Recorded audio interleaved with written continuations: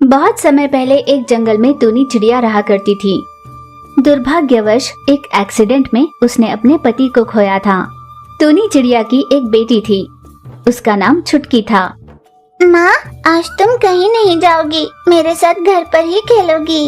इस पर टूनी चिड़िया बोली, अरे बेटा, ये कैसे हो सकता है? अगर मैं काम पर नहीं गई तो हमारा आज का गुजारा होना मुश्किल होगा। जाओ माँ, तुम हमेशा यही कहती हो। अरे छुटकी, क्या हुआ है आज तुम्हें? माँ, तुम हमेशा मुझे घर पर अकेले छोड़कर चली जाती हो। घर पर बात करने के लिए भी कोई नहीं होता। घर पर अकेले में मुझे बहुत डर लगता है। यूं छुटकी चिड़िया रोने लग गई। अरे बेटा छुटकी, ऐसे रोते नहीं। पापा के जाने के बाद अपने जीवन में बहुत दुख आए हैं। पर माँ, अपने पास भी तो जमीन है ना, तो हम क्यों नहीं उसमें खेती करते? बेटा, अपने पास जमीन जरूर है, पर उसमें खेती करने के लिए बहुत पैसे लगेंगे बेटा। तो हम क्या करें? हम किसी से कर्ज पर पैसे लेंगे। जब अपनी फसल बेचेंगे तब उन्हें लौटा देंगे। इस तरह टूनी चिड़िया ने सोचा कि खेती करने के लिए वो किसी से कर्ज पर पैसे लेगी। छोटू, मैं इस समय थोड़ी तकलीफ में हूँ। कैसी तकलीफ टूनी? तुम तो जानती हो ना कि मेरे पति का देहांत हुआ है। हाँ, जानती हूँ।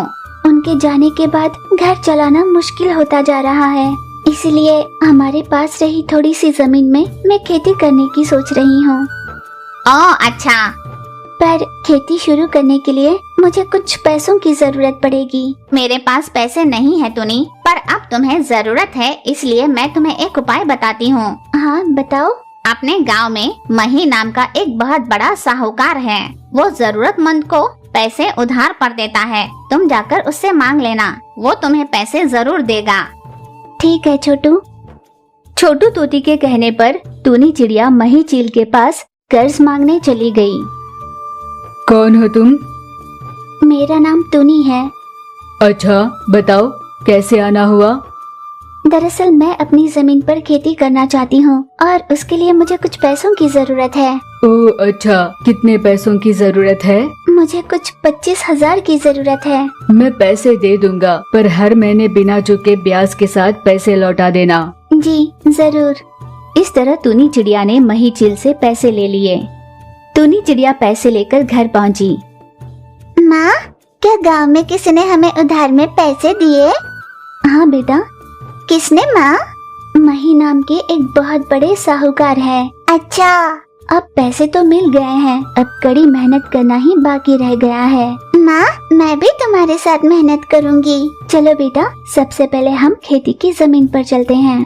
यूं टूनी चिड़िया और छुटकी चिड़िया अपनी खेती वाली जमीन पर गए। सबसे पहले हमें जमीन की जुताई करनी होगी। अच्छे से जुताई होने के बाद उसमें बीज बोने होंगे।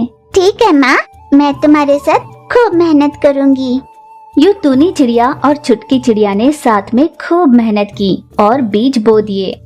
कुछ महीनों बाद उनकी खेती में तरबूज की बहुत अच्छी फसल निकली।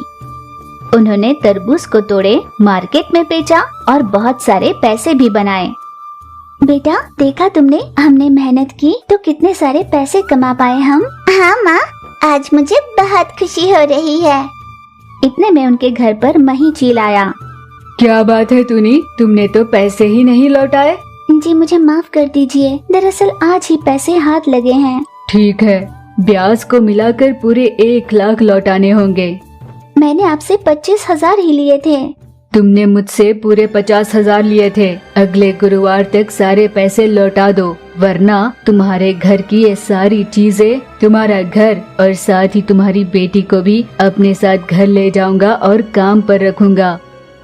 यूं उन्हें धमकी देकर मही चील वहाँ से चला गया।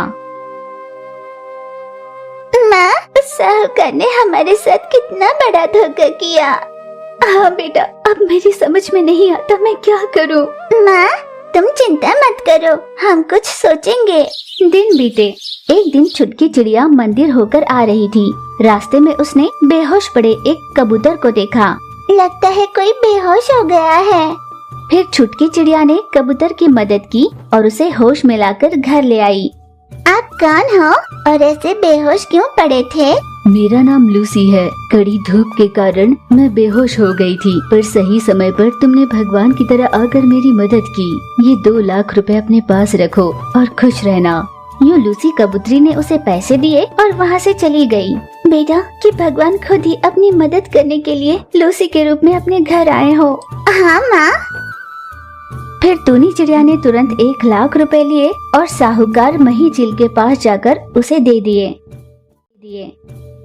मैंने उस धोखेबाज मही झील को पैसे लौटा दिए। अब कुछ ही दिनों में गर्मी का मौसम आने वाला है। अपनी खेती में फिर से तरबूज की फसल डालनी है। इस तरह माँ और बेटी खूब मेहनत कर बिना किसी पर निर्भर होकर खुशी से रहने लगी।